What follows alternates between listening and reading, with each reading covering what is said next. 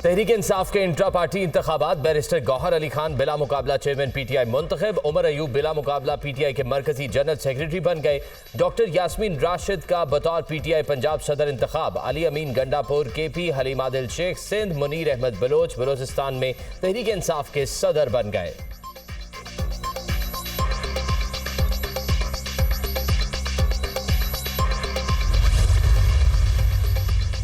मुस्लिम league नून की आम इंतखाबात के लिए तैयारियां तेज। पार्लिमानी बोर्ड का इजलास, सीनियर पार्लियामेंटेरियन बेगम नजमा हमीद और मुशाहिदुल्लाह खान के लिए फातिहा ख्वानी।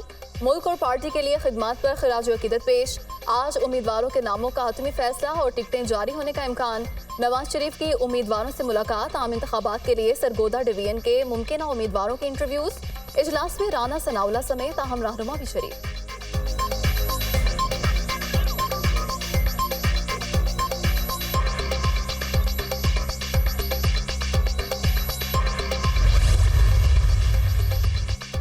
साइफर केस, चेयरमैन पीटीआई और शाह महमूद कुरैशी के खिलाफ अडियाला जेल में समाअत। अदालत ने मुल्जिमान की हाजिरी से बाद समाअत पीर तक के लिए मुलतवी कर दी। मीडिया के 3 नुमाइंदों को भी कमरा अदालत तक रसाई दी गई। हमारे खिलाफ बेबुनियाद मुकदमा बनाया गया, हमारी जमानत की दरख्वास्तें लगी हैं। अदालत ने भी मुतअद्दिद मरतबा तलब किया लेकिन प्रोसिक्यूशन पेश नहीं होती। हमारे केसेस में प्रोसिक्यूशन को इल्म ही नहीं होता, लेकिन नवाज शरीफ के केसेस में बुलाए बगैर हाई कोर्ट समेत हर जगह पहुंच जाती और दरख्वास्तें भी वापस ले लेती है। सीक्रेट एक्ट तरमीम 2023 पर सदर आरिफ अलवी ने दस्तखत ही नहीं किए। हमें बताया जाए कि हमारे खिलाफ जो केस बनाया गया वो एक्ट 1923 वाला है या तरमीम 2023 वाले के तहत है। शाह महमूद कुरैशी का बयान। चेयरमैन पीटीआई के पास तो बड़े बड़े वकला भी हैं जो उनके केसेस लड़ना बाइसे इज्जत समझते हैं। मैं एक छोटा सा वकील भी नहीं कर सकता और ना मेरे वकील का नाम कहीं आता है। सदर आरिफ अलवी को अदालत तलब करने की इस्तदा कर दी। आपके खिलाफ मुकदमा सीक्रेट एक्ट 1923 की शिक 5 और 9 के तहत बनाया गया है। जज अबुल हसनात जुल्करनैन के रिमार्क्स।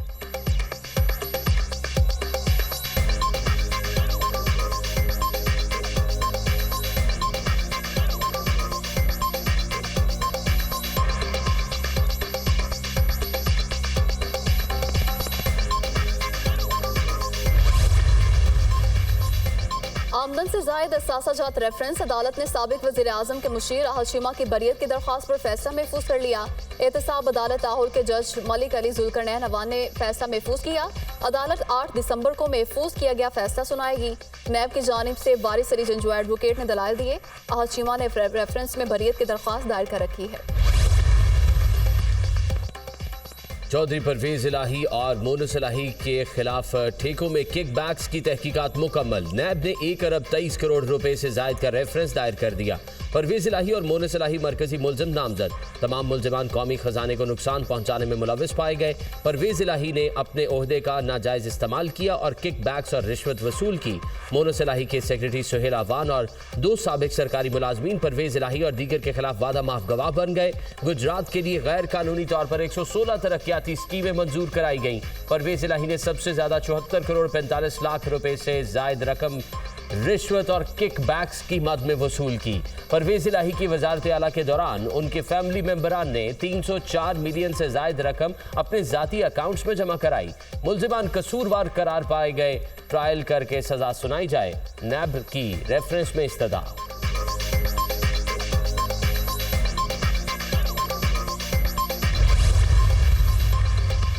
MKM का इलेक्शन कमीशन ऑफ पाकिस्तान के मेंबर निसार दुरानी और इलेक्शन कमिश्नर सिंध एजाज चौहान पर शदीद तहफ़्फ़ुज़ात का इजहार। इंतखाबात करीब हैं, शहर के मैंडेट को रद्दी की टोकरी में डाला गया तो फिर हम जिम्मेदार नहीं होंगे। हल्काबंदियों के मामले पर chief justice of Pakistan notice लें। खालिद मकबूल सिद्दीकी की news conference. Chief election commissioner का MKM पाकिस्तान के खदशात सुनने का फैसला। 4 दिसंबर को MKM को मुज़ाकरात की दावत दे दी।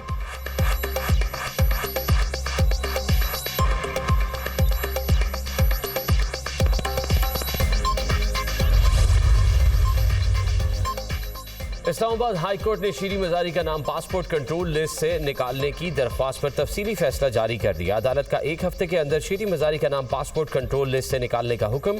दौरान समाअत बताया गया कि क्रिमिनल केसेस के तफ्तीशी अफसर की सिफारिश पर शीरी मजारी का नाम PCL में डाला गया है। तफ्तीशी अफसर से इस बात पर रिकॉर्ड तलब किया तो पेश न किया जा सका। अदालत ने एडिशनल अटॉर्नी जनरल से इस्तफसार किया कि इस्लामाबाद में और कितने मुल्जिमान का नाम PCL पर है। एडिशनल अटॉर्नी जनरल अदालत के सवाल पर कोई जवाब देने में नाकाम रहे। दरख्वास्त गुजार डॉक्टर शेरी मजारी किसी मुकदमे में मफरूर या इश्तेहारी भी नहीं। DG पासपोर्ट एंड इमिग्रेशन एक हफ्ते में नाम PCL से निकाल कर रिपोर्ट जमा कराएं। फैसले का मतलब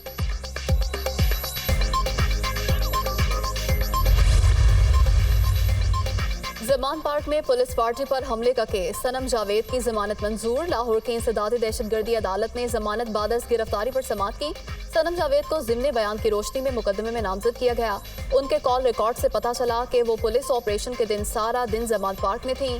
सरकारी वकील का अदालत में बयान, सनम जावेद पर थाना रेस कोर्स ने जलाओ घेराव का मुकदमा दर्ज किया था।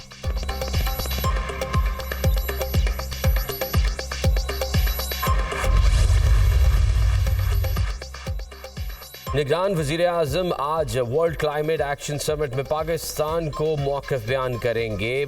High level implementation round table में भी शिरकत करेंगे। COP28 की साइड लाइन्स पर आज श्रीलंका, मालदीव के सदूर और शाम के वज़ीर आज़म से मुलाकातें करेंगे।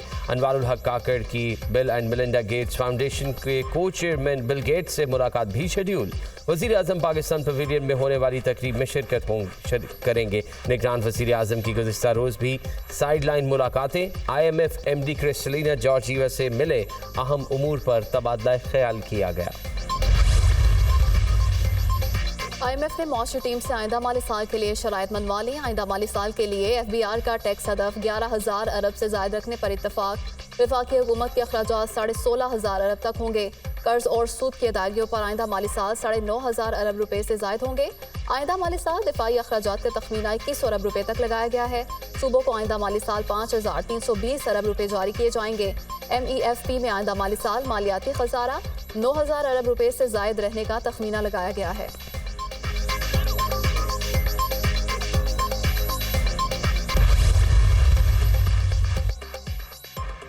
फ़ज़ाई आलूदगी में कमी, लाहौर में एयर क्वालिटी 199 रिकॉर्ड। स्मॉग में कमी के बायस पंजाब हुकूमत ने वक्ती तौर पर पाबंदियां ख़त्म कर दी। तालीमी इदारे मामूल के मुताबिक आज खुले हैं।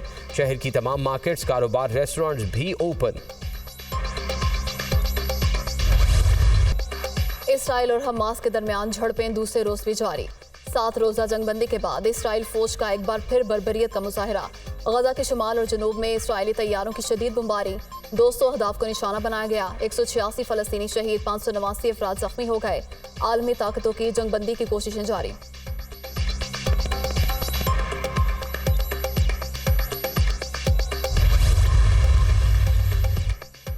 अल-गसाम ब्रिगेड्स के इसराइल पर जवाबी वार, तल अवीव को रॉकेटों से निशाना बनाने का दावा। फ़लस्तीनी शहरियों के कत्लेआम के जवाब में तल अवीव पर कई रॉकेट दागे गए। गजा सिटी में इसराइली अफवाज के मराकज़ पर भी बमबारी की गई। जंगजुओं और सेहूनी फोर्सेस के दरमियान गजा में शदीद झड़पें।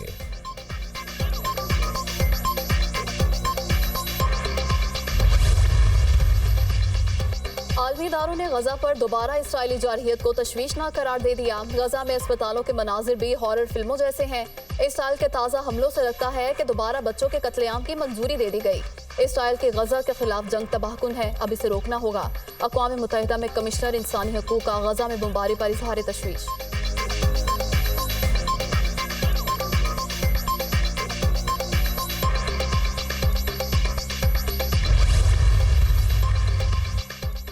अक़वाम मुत्तहिदा इंसानी हकूक़ काउंसिल का इसराइल की जानिब से फ़लस्तीनियों की बढ़ती गिरफ्तारियों पर तशवीश का इजहार। इसराइल ने 7 अक्टूबर के बाद 3,000 से ज़ायद फ़लस्तीनियों को गिरफ्तार किया। इसराइली जेलों में 6 फ़लस्तीनियों की मौत हुई। इस मुख्तसर मुद्दत में अमवात की ये सबसे बड़ी तादाद है। सेहूनी जेलों में दौरान हिरासत अमवात और तशद्दुद के वाक़यात की तहकीकात होनी चाहिए।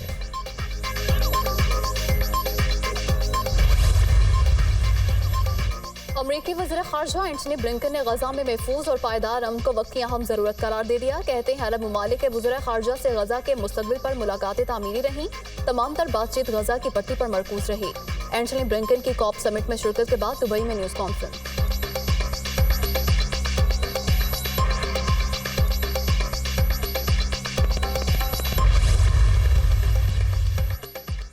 अक़वाम मुत्तहिदा का इंसानी बुनियादों पर हमास इसराइल जंगबंदी पर जोर। गजा में जंग दोबारा शुरू होने से सूरत हाल इंतहाई तशवीशनाक हो गई। गजा पहुंचने वाली इमदाद की भी कोई खबर नहीं। तर्जुमान अक़वाम मुत्तहिदा स्टीफन डुजारिक की प्रेस कॉन्फ्रेंस।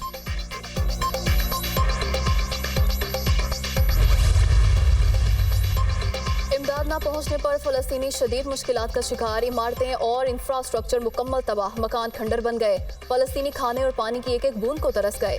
खान यूनिस में बेघर अफराद और यतीम बच्चों की कतारें लग गईं। अस्पतालों में मरीज गुंजाइश से ज्यादा, मुतादिद जख्मी गलियों में बेयारो मददगार पड़े हैं। फलस्तीनी मीडिया।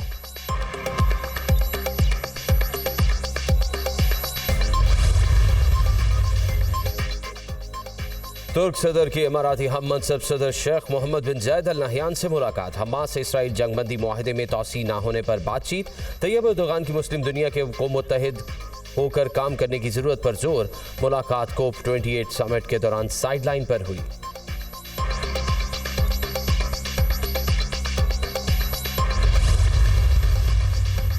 बहावलपुर में JUIFA के तूफानुल अक्सा कॉन्फ्रेंस आज होगी। तैयारियां जारी, स्टेज तैयार। जनूबी पंजाब और दीगर अजला से कारकुनान शरीक होंगे। मौलाना फजलुर रहमान कॉन्फ्रेंस से खिताब करेंगे।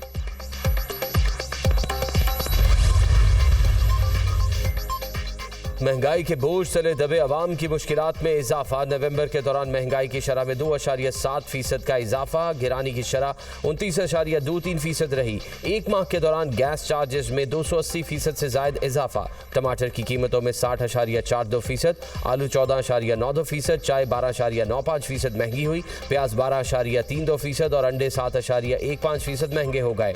इदारा शुमारियात की रिपोर्ट।